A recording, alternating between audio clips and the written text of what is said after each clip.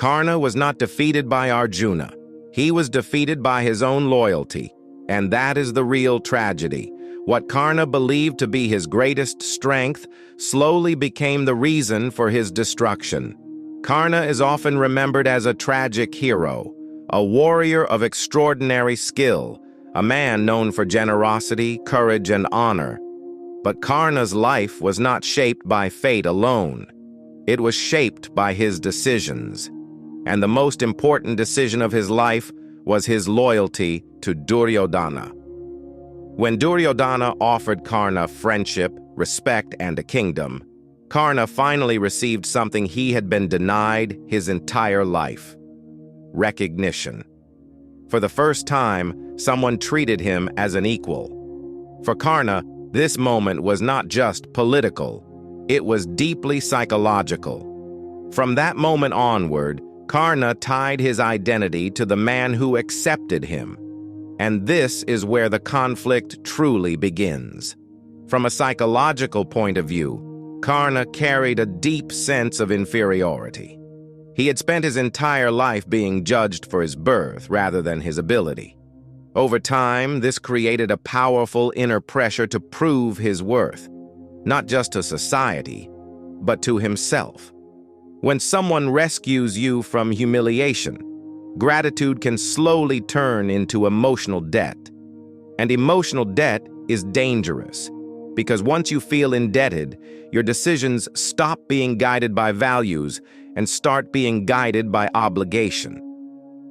Karna did not want to betray Duryodhana because doing so would feel like betraying the very person who gave him dignity.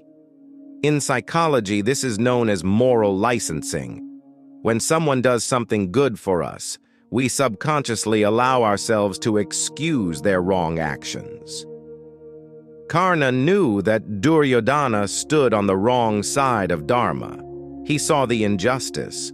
He understood the consequences. But his mind kept justifying it, because accepting the truth would mean accepting that his loyalty was misplaced, and that realization was too painful. There was also a strong strategic illusion at work. From a strategic point of view, Karna believed that his presence could somehow balance the injustice around him.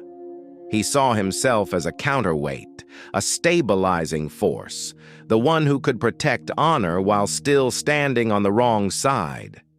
This is a common human mistake. We often believe that our personal integrity can compensate for a flawed alliance, but strategy does not work that way. When you align with the wrong cause, your strength amplifies that cause, not your intentions. Karna became a powerful asset for Duryodhana, not because he agreed with every decision, but because his loyalty made him predictable. And predictability is dangerous when it serves injustice. Another powerful psychological force at work was identity entrapment. When your sense of self becomes dependent on a single relationship, walking away feels like destroying yourself. For Karna, leaving Duryodhana did not feel like moral correction. It felt like losing his entire identity. There was also the fear of abandonment. If Karna walked away, who would he be? A warrior without a kingdom, a hero without belonging, a man once again rejected by society. For many people, the fear of being alone is stronger than the fear of being wrong, and Karna was no exception. This is why Karna continued to fight. Not for justice, not for righteousness, but for loyalty.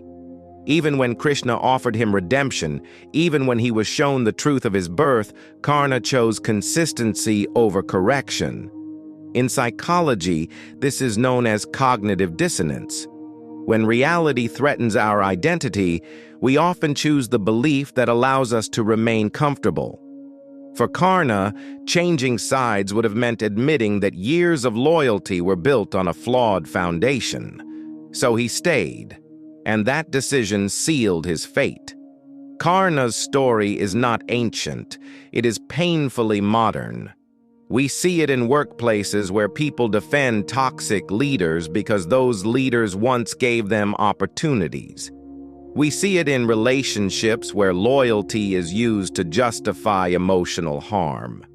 We see it in institutions where intelligent people stay silent because speaking up would cost them belonging. Loyalty in these cases becomes a cage. Loyalty is powerful, but blind loyalty is destructive. True strength is not staying loyal at all costs. True strength is having the courage to question loyalty when it begins to oppose truth.